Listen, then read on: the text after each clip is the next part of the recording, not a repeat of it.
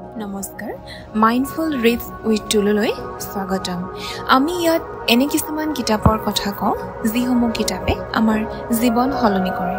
আজিৰ কিতাপখন হৈছে থিংক লাইক এ মংক এখন খুব বিখ্যাত কিতাপ আৰু লেখকজন হৈছে Jay Shetty in a world full of noise comparison and pressure monks choose stillness আজিৰ পৃথিৱীখন বৰ ব্যস্ত মানুহবোৰে প্ৰায় সিজনে সিজনৰ লগত আমি কম্পেয়াৰ কৰোঁ প্ৰতিজন মানুহ অনবৰতে কিবা এটা নহয় কিবা এটা প্ৰেছাৰত থাকোঁ আৰু এই এনেকুৱা ধৰণৰ এখন পৃথিৱীত একোজন সন্যাসীয়ে কেৱল নীৰৱতা বাছি লয় জয় ছেট্টিয়ে কৈছে যে আমি সদায় আমাৰ মনৰ পৰা নিগেটিভিটি ইগ' আৰু ফিয়াৰ এই তিনিওটা বস্তু সদায় ত্যাগ কৰিবলৈ আঁতৰাবলৈ চেষ্টা কৰিব লাগে তেওঁ কৈছে আচলতে peace is not found by escaping the world but by mastering the mind আমি শান্তি আমি কেতিয়াও বাহিৰত বিচাৰি নাপাওঁ শান্তি থাকে আমাৰ মনৰ মাজত আপোনাৰ মনৰ ভিতৰত শান্তি থাকে গতিকে শান্তি বিচাৰিবলৈ হ'লে আমি আমাৰ নিজৰ মনটো কণ্ট্ৰল কৰিবলৈ শিকিব লাগিব you become what you think so train your mind to think better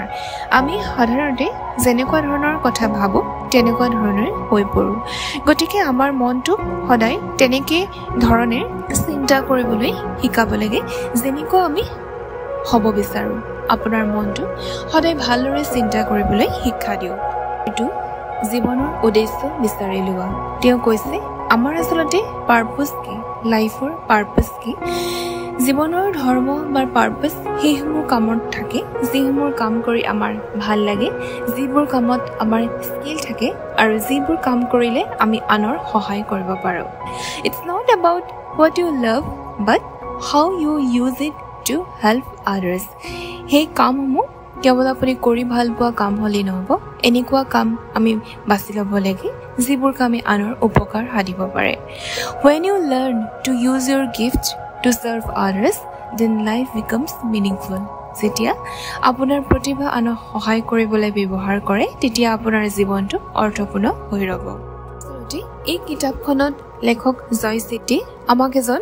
সন্যাসীৰ দৰে চিন্তা কৰিবলৈ কৈছে তেখেতে আমাক এজন সন্যাসী হ'বলৈ কোৱা নাই কিন্তু নহ'লেও আমি প্ৰত্যেকে একোজন সন্যাসীৰ দৰে চিন্তা কৰি জীৱনৰ এক অৰ্থপূৰ্ণ জীৱন জীয়াই থাকিব পাৰোঁ আৰু শান্তিৰ দিশত আগবাঢ়িব পাৰোঁ তেখেতে কৈছে যেনেদৰে সন্যাসীসকলে মৰ্ণিং ৰিচুৱেলছ মেডিটেশ্যন আৰু মাইণ্ডফুল হেবিটছ এইবোৰৰ মাজত নিজকে আবদ্ধ কৰি ৰাখে তেনেদৰে যদি আমিও আমাৰ দিনটোত অলপমান মেডিটেশ্যন অলপমান সকলোৰে নিজৰ মৰ্ণিং ৰিচুৱেলছসমূহ যিসমূহ সকলোৰে কাৰণে বেলেগ বেলেগ হ'ব পাৰে আৰু কিছুমান মাইণ্ডফুল হেবিটছ আমি আমাৰ নিজৰ দৈনিক ৰুটিনত ইনক্লুড কৰিব পাৰোঁ আৰু এইবোৰে আমাৰ একোটা পিচফুল লাইফৰ আচলতে ফাউণ্ডেশ্যন হ'ব হৈ পৰিব পাৰ্টটোত লেখকে কৈছে কেনেদৰে আমি আমাৰ নিজৰ মনৰ ওপৰত নিয়ন্ত্ৰণ ৰাখিব লাগে আমি যদি আমাৰ নিজৰ চিন্তাৰ ওপৰত নিয়ন্ত্ৰণ নাৰাখোঁ তেনেহ'লে চিন্তাই আপোনাক নিয়ন্ত্ৰণ কৰিব শ্বাস প্ৰশ্বাস অৰ্থাৎ কিছুমান ব্ৰেথিং টেকনিক্স বা জাৰ্নেলিং মানে হৈছে নিজৰ মনলৈ আহি থকা উকুল থুকুল ভাৱবোৰ লিখি ৰখা আৰু চাইলেন্স নীৰৱতাৰ মাজেৰে আমি আমাৰ মনটো শান্ত কৰি ৰাখিব পাৰোঁ গতিকে যদি আপুনি আপোনাৰ নিজৰ মনটোক বুজি পায় তেতিয়াহ'লেহে আপুনি আপোনাৰ জীৱনটোকো বুজিব পাৰিব 5 নম্বৰ পাৰ্টটো হৈছে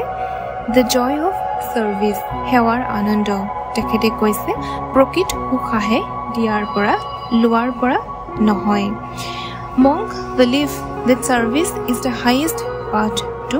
purpose গতিকে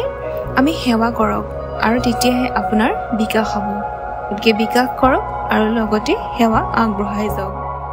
থিংক লাইক এ মংক এজন সন্যাসীৰ দৰে চিন্তা কৰা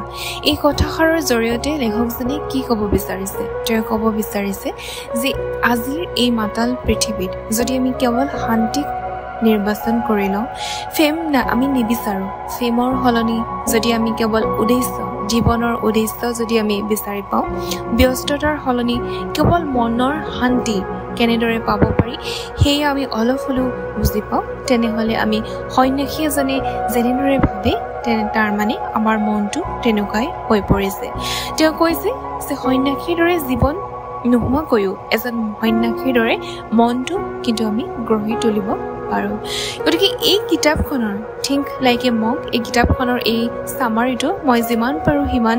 বুজাবলৈ চেষ্টা কৰিলোঁ অতি কম সময়ৰ ভিতৰত যদি ভিডিঅ'টো ভাল লাগিছে তেনেহ'লে অনুগ্ৰহ কৰি লাইক কৰিব ছাবস্ক্ৰাইব কৰিব আৰু কমেণ্ট কৰি জনাব যে কোনটো পাৰ্ট কিতাপখনৰ ভাল লাগিল আশা কৰোঁ এই ভিডিঅ'টো চোৱাৰ পিছত কথাখিনি শুনাৰ পিছত কিতাপখন পঢ়াৰ প্ৰতি আপুনিও আগ্ৰহী হৈ পৰিব পুনৰ দেখা পাম এটি নতুন পাঠৰ সৈতে এখন নতুন কিতাপৰ সৈতে তেতিয়ালৈকে